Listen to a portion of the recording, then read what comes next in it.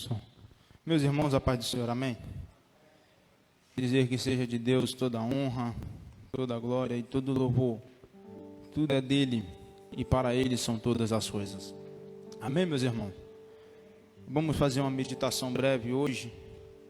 Livro de 1 Samuel, capítulo 1.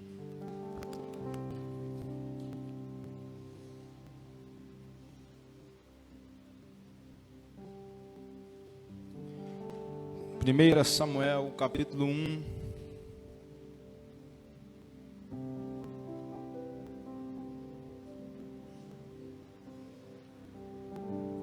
Vamos estar lendo alguns versículos. Se possível, você não fechar a Bíblia após a leitura. 1 Samuel, capítulo 1. Quantos encontraram, diga amém. Está escrito: houve um homem de Ramataim, Zofim, da região montanhosa de Efraim, cujo nome era Eucana, filho de Jeroão, filho de Eliú, filho de Tou, filho de Zuf, efraimita. Tinha ele duas mulheres, uma se chamava Ana e a outra Penina. Penina tinha filhos, Ana porém não os tinha. Este homem subia da sua cidade de ano em ano a adorar e a sacrificar ao Senhor dos Exércitos em Siló. Estavam ali os dois filhos de Eli, Ofni e Finéias, como sacerdotes do Senhor. No dia em que Eucana oferecia o seu sacrifício, dava ele porções a Penina, sua mulher, e aos seus dois filhos, ou a todos os seus filhos e filhas. A Ana, porém, dava porção dupla, porque ele a amava, ainda mesmo que o Senhor a houvesse deixado estéril. A sua rival a provocava excessivamente para irritar, porquanto o Senhor lhe havia cerrado a madre. E assim o fazia ele de ano em ano, e todas as vezes que Ana subia à casa do Senhor, a outra a irritava, pelo que chorava e não comia. Então Eucana, seu marido, lhe disse: Ana, por que choras? E por que não comes? E por que estás triste de coração? Não te sou eu melhor do que os 10 filhos? Após terem comido e bebido em Siló, estando Eli, o sacerdote, assentado numa cadeira junto a um pilar do templo do Senhor, olhou e levantou-se Ana, e com amargura de alma orou ao Senhor, e chorou abundantemente, e fez um voto dizendo: Senhor dos Exércitos, se benignamente atentares para a aflição da tua serva, e de mim te lembrares, e da tua serva não te esqueceres, e lhe deres um filho varão ao Senhor, o darei por todos os dias da sua vida, e sobre a sua cabeça não passará navalha nenhuma. Somente até aqui, não fecha a Bíblia, eu quase li a Bíblia toda. Prometo que você bem segura o texto que está escrito. Meus irmãos, a passagem que escolhemos para a meditação desta noite, nós vemos que aqui está um homem que tinha duas moças. Eucana faz parte de uma linhagem de Corá, um daqueles que se revoltaram contra Moisés. E Eucana está habitando nas montanhas de Efraim, região montanhosa, que significa graça, que significa lugar frutífero. Pode baixar. E a Bíblia relata que ele tinha duas moças, ao ponto, pode tirar o retorno, ao ponto que eles, uma delas não conseguia gerar. E a Bíblia relata que Ana não conseguia gerar porque era estéril, enquanto isso Penina gerava. É mais interessante que o fato deles é que todos os anos que se passavam da sua vida, eles subiam até Siló, para em Siló oferecer sacrifícios a Deus. Isso sugere que era uma família que tinha não só um costume de adorar a Deus, mas tinha como um costume, além de um ritual, eles estavam adorando ao Senhor constantemente. É isso que faz com que Ana não desanime em sua caminhada, porque todas as vezes que Eucana subia para adoração em Siló, ele levava a sua família, e com sua família ele levava os sacrifícios, e a levada dos seus sacrifícios para Siló, ele vai oferecer, e era um costume daquela época, que não todo o sacrifício fosse oferecido, não toda a parte do animal, mas que o animal ele fosse oferecido em partes, e a parte era oferecida a Deus, a outra parte eles poderiam se alimentar. E é nesse ato de se alimentar que ele pega uma porção e dá para a Penina. É nesse ato de se alimentar que ele pega uma porção e dá para os seus filhos, para as suas filhas. E destas porções, ele faz uma porção dobrada e dá para Ana, porque ele amava Ana. E a Bíblia é tão clara em dizer, no versículo 2, que a primeira moça que é citada, a primeira mulher que é citada, é por nome de Ana. Isso indica que Eucana se casou primeiramente com Ana. E havia um costume, uma lei, entre aspas, que se a primeira moça não gerasse filho, ele poderia se casar com uma segunda moça a fim de gerar filhos e criar família. Repito, havia um costume, uma lei, entre aspas, que fazia com que ele resguardasse para o segundo casamento, porque o primeiro casamento não podia gerar filhos, não poderia criar família. E é por isso que algumas passagens da Bíblia mencionam o texto de algumas moças que não podia gerar, e ela não podendo gerar, o homem se casava com uma outra moça, ou usava uma outra moça para gerar filhos. É por isso que usa o termo concubinas. É um termo usado para uma moça que vai gerar filhos para uma família. E nós vemos isso ao decorrer da Bíblia. Por exemplo, Abrão, que se casa com Sarai, mas tem filhos com Agar. Nós vemos isso também em duas moças com Jacó. Nós vemos ao decorrer da Bíblia alguns cenários que, se a primeira não gerasse, ele poderia ter a segunda. Havia uma lei, entre aspas, para isso. E é interessante que a primeira não gerou, e ele teve que escolher uma outra moça, e ele escolhe Penina. Penina gera, e o significado da palavra Penina, o significado do nome Penina, é pérola vermelha, colar de pérolas ou pérolas. Era um significado muito forte, atraente, porque naquele costume, naquela época, o costume era, o nome da pessoa variava segundo aquilo que ela representava, Celso. A pessoa recebia o nome daquilo que ela passou no seu nascimento ou da sua linhagem. Então ela recebe o nome de pérola, porque era uma moça bonita. Era uma moça que adornava por fora, se cuidava pelo exterior. Enquanto Ana significava graça. De repente, Ana significando graça, ela se cuida do lado interior. E Penina se cuida do lado exterior. As duas estão em um conflito, uma rivalidade, porque Ana significando graça, ela olha para Penina, que significa pérola, que cuida do lado de fora, que evidencia as coisas carnais, evidencia a carnalidade do homem. Ela está conquistando as coisas, Celso. Penina está conquistando as coisas, enquanto Ana, com a graça, não está conquistando nada. Às vezes é terrível pararmos, analisarmos, olharmos para nós mesmos e vermos que pessoas lá fora conquistam coisas, enquanto nós aqui dentro não conquistamos nada. Às vezes é terrível pensar que as pessoas lá fora, sem a graça de Deus, conquistam as coisas, e nós dentro da graça não conquistamos as coisas. Há um propósito para isso, porque as pessoas lá fora adornam o exterior, enquanto Ana está adornando o seu interior.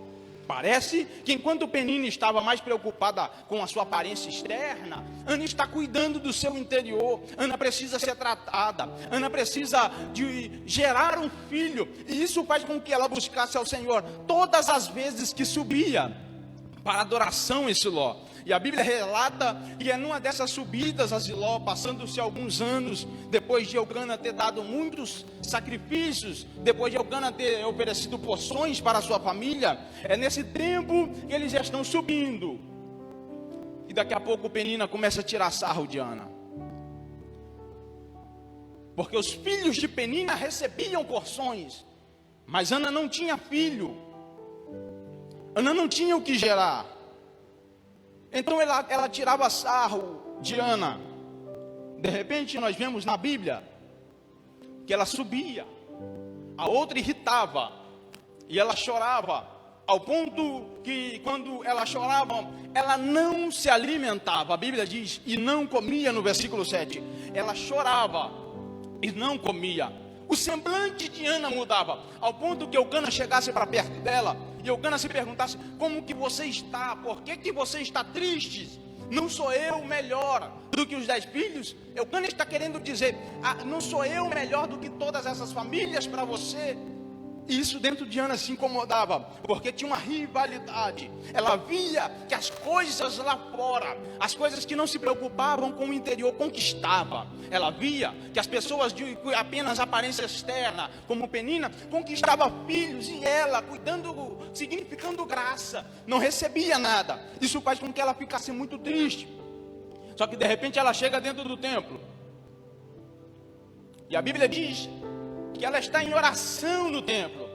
No versículo 10 nós vamos ver que Ana se levanta. E Ana se levantando, ela com a amargura da sua alma.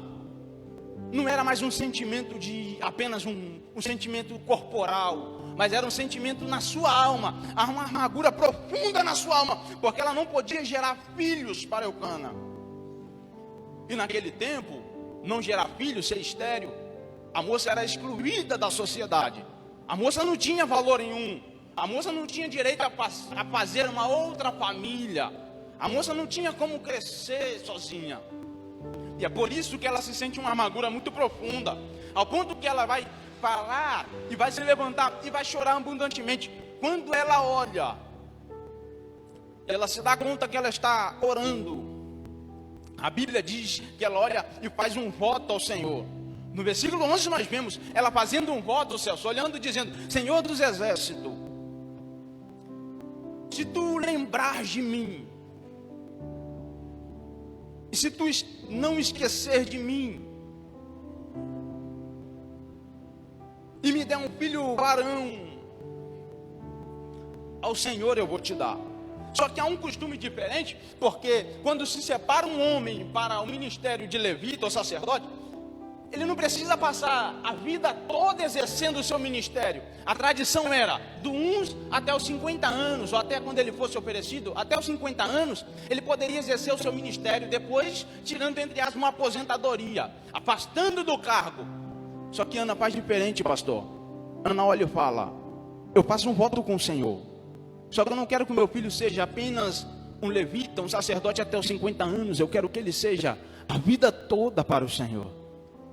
Ana faz um voto diferente. Talvez ninguém nunca ofereceu um filho como Ana, dizendo: eu não quero que fique só até os 50 anos, eu quero que ele fique permanente com o Senhor.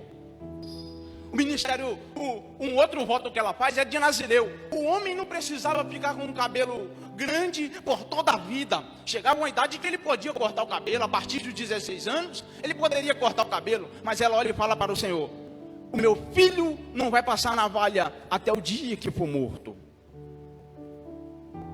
O voto com o Senhor é tão diferente, Lucas, que ela faz um voto com o Senhor dizendo: se tu lembrares de mim. Só que ela não quer só ser lembrada por Deus, Celso. Ela olha e fala: se tu não só lembrares de mim, mas também não esqueça de mim. Porque ser lembrado por algumas circunstâncias, por algumas ocasiões, é muito fácil. Eu posso lembrar de pegar água, mas eu posso esquecer de pegar água. Ela não quer só ser lembrada, ela não quer ser também esquecida por Deus. É uma moça que talvez ela vivia um momento tão difícil que ela poderia até pensar: o Senhor não lembra de mim. A moça vivia um momento tão difícil que ela pensava: o Senhor esqueceu de mim. E todas as vezes que ela subia para a oração no templo, ela falava com o Senhor dessa forma, orava ao Senhor. Mas nesse dia ela fez um voto com o Senhor. E o voto que ela faz, a Bíblia diz que no versículo 12, ela ainda está demorando no altar, em algumas versões, mas aqui é demorando em oração. A oração da moça não acaba, faz enquanto que ela estava de joelho. Mas só que no versículo 10, a Bíblia diz: e levantando-se. No versículo 11, ela ainda está em oração. No versículo 12, ela ainda está em oração. A oração dela não era só de joelho, a oração dela também estava de pé, porque ela não desistia de fazer oração ao Senhor. Ela não desistia de pedir ao Senhor. Ela não desistiu de confirmar o seu voto. E na medida que ela está demorando na oração, o sacerdote ali passa a observar os seus lábios. A Bíblia diz que o sacerdote passa a observar o seu lábio. O sacerdote não está entendendo o que ela está falando. O sacerdote não sabe o que ela está pedindo. O sacerdote vê que ela está falando apenas com o seu coração. A oração de Ana já não tinha mais palavras. A oração de Ana já não tinha mais como ouvir a voz dela, de tanto que ela tinha orado. Mas só que no seu coração ainda falava. E como lição esta noite nós precisamos entender que por mais que às vezes nós não conseguiremos mais orar com as nossas vozes, o nosso coração precisa estar atentamente para falar com Deus. Às vezes nós pensamos que estamos esquecidos, que não vamos ser lembrados, mas ainda assim precisamos estar em espírito de oração para com o Senhor dos Exércitos. Aí a Bíblia diz que ele olha para ela e ele fala assim: essa moça está embriagada. Tanto tempo que está aqui dentro do templo, quanto tempo que ela está assim orando e agora não fala mais nada, os lábios se movem, mas não sai voz nenhuma. Eli é o sacerdote sem discernimento. Ele olha e faz um julgamento contra Ana, dizendo: tu estás embriagada. De repente no versículo 14, ela lhe disse: até quando? Ele disse: tu estarás embriagada. Ana faz a resposta para ele. E a Bíblia diz, no versículo 15: não, Senhor meu, eu sou sua mulher, atribulada de espírito, não bebi nem vinho nem bebida forte, porém venho derramando a minha alma perante o Senhor. Não tenha pois tua serva por filho de Belial, porque pelo excesso da minha ansiedade e da minha aflição é que tenho falado até agora. É uma moça que não era ansiosa, era uma moça que era super ansiosa. Era uma moça que não sentia aflição, Celso. Ela sentiu o excesso de aflição. E esse processo de sentir excesso de aflição e excesso de ansiedade, ela fica em oração. O problema é que as pessoas hoje em dia entram em um processo de ansiedade e largam a oração de lado. Entra em um processo de aflição e larga a oração de lado. Enquanto ela, com excesso de ansiedade, com excesso de aflição, ela está orando ao Senhor, está pedindo ao Senhor, fazendo um voto com Deus. De repente, o sacerdote, sem discernimento, olha para ela e fala no versículo 17, e diz: vai-te em paz e o Deus de Israel te conceda a petição que lhe fizeste. O sacerdote sem discernimento libera a moça com a palavra profética. E é por isso a importância de recebermos palavra profética de líderes. É por isso que a importância de receber palavra profética de pessoas que estão aqui em cima ministrando sobre a tua vida. A palavra profética era: vai, e o Deus de Israel te conceda a petição que lhe fizeste. Só que ele não diz apenas vai, ele diz: vai-te em paz. O sacerdote olha para ela e fala: como que o seu espírito, como a sua alma está tão amargurada, que eu vou olhar para você agora e vou falar: vai-te em paz. Ana abraçou a palavra profética e ela disse: acha que a tua serva merece diante disso tudo? Assim a mulher se foi ao caminho e comeu, o semblante já não era triste.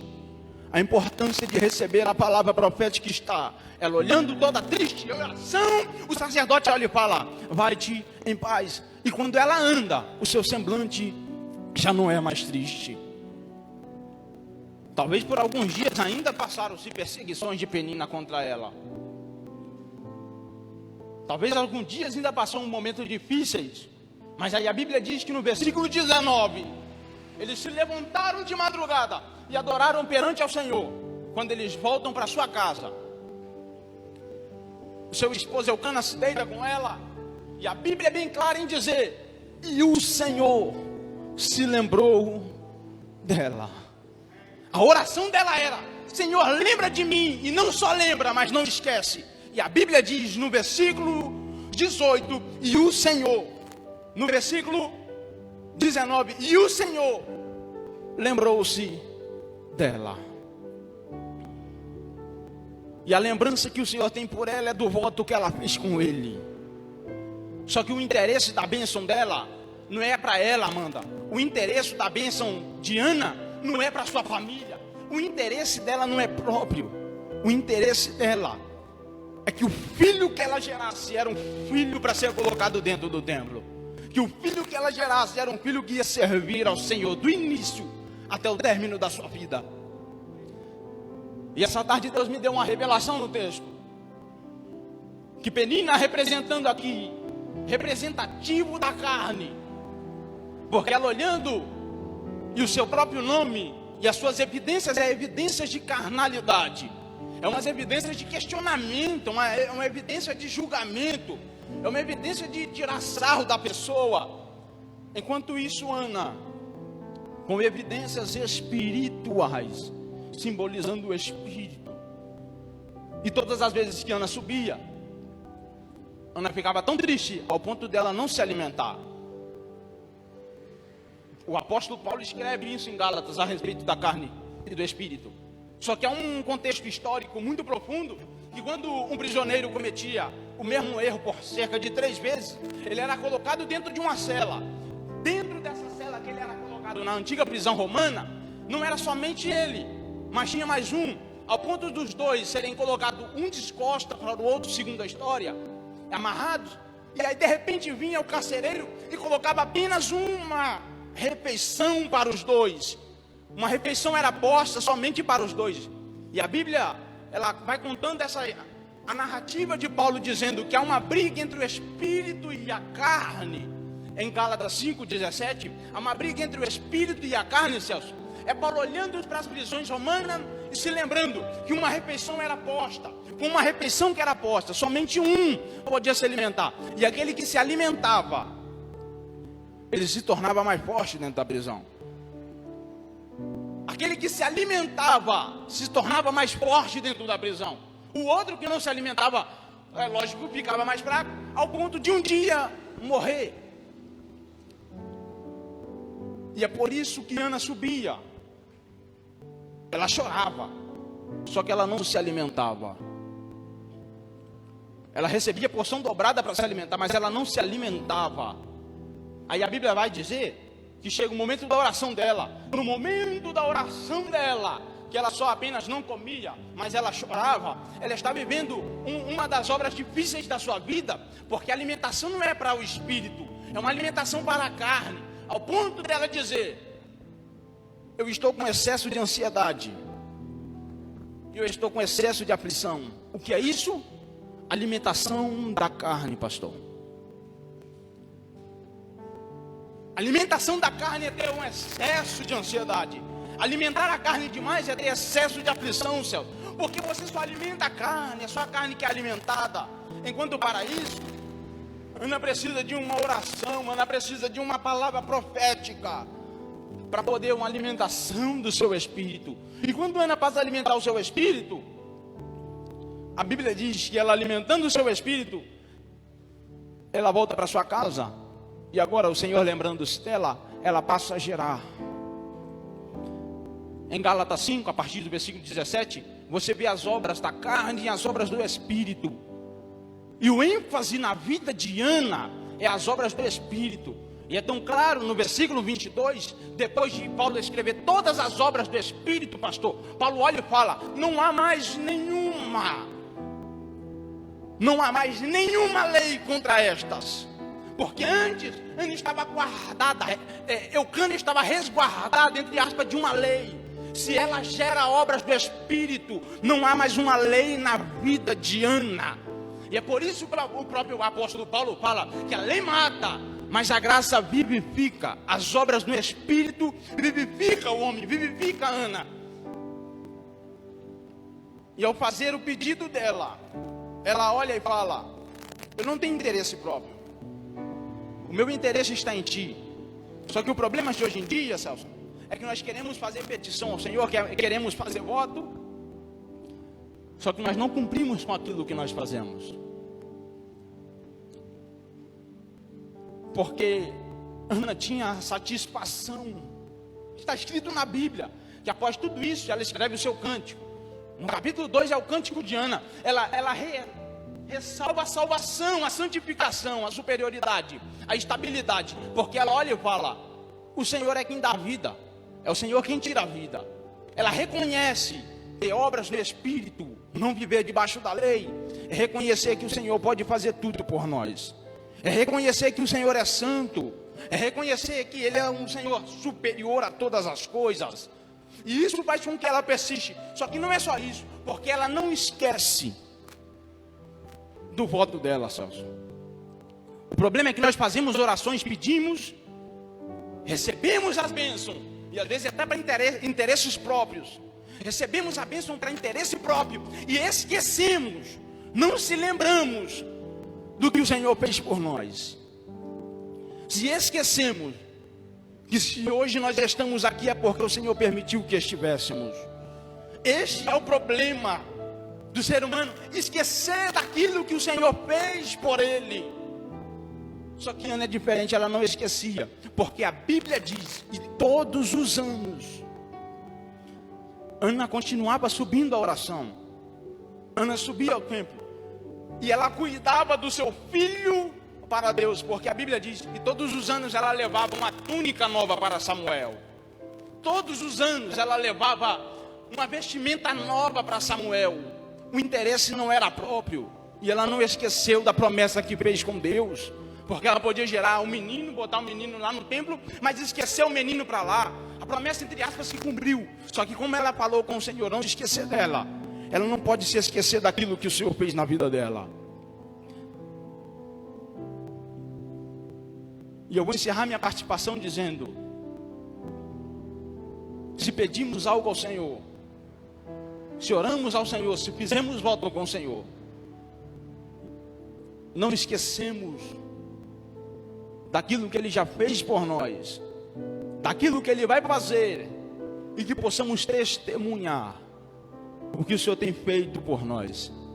E assim eu agradeço a minha oportunidade, em nome de Jesus, amém.